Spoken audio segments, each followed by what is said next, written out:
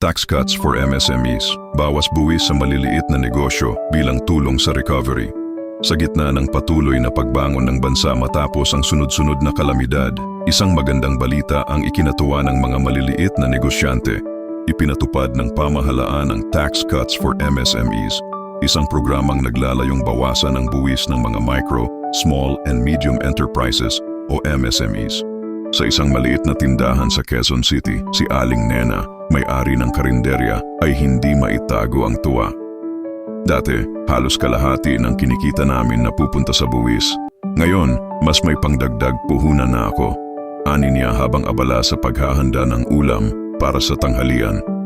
Ayon sa Department of Trade and Industry, higit 800,000 maliliit na negosyo sa buong bansa ang makikinabang. Layunin ng programa na mapagaan ang pasanin ng mga MSMEs na labis na naapektuhan ng pandemya at mga kalamidad.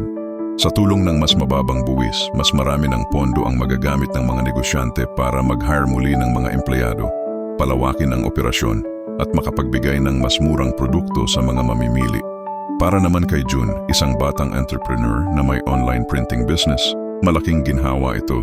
Dati, kailangan kong mamili kung pambayad ng buwis o pambili ng ink.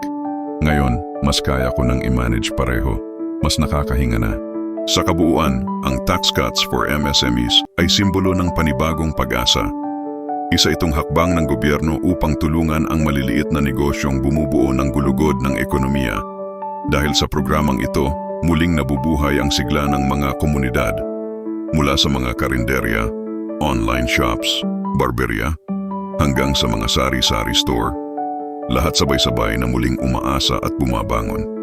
Sa bawat pisong natipid sa buwis, may panibagong simula para sa isang Pilipinong negosyante.